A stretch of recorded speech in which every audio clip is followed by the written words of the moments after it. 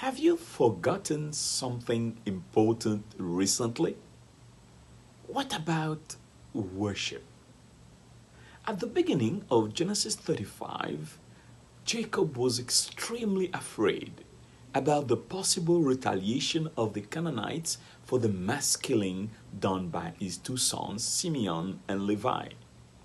At this point, God came forward and reminded him about Bethel. It was at Bethel that 30 years ago, Jacob requested for God's protection, blessings, and a safe return home. And he promised to build an altar for God in Bethel and to worship God by returning 10% of all his income.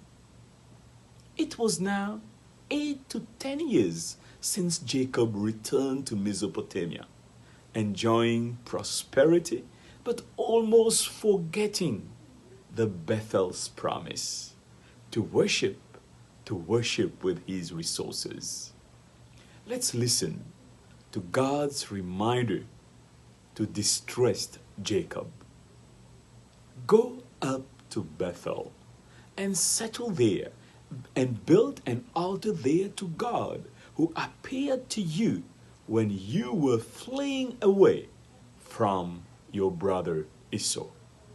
It was not just an invitation to delocalize his tent, but to engage in an exercise of memory, an exercise of remembrance through worship.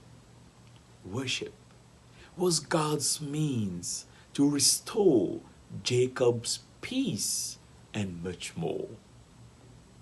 Two major components of worship are praise and thanksgiving, and they are powerful reminders. When we praise, we remember the greatness of God, and thanksgivings remind us of His goodness towards us.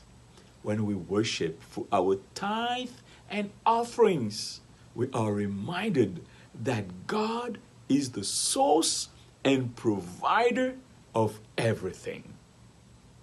The opposite is also true.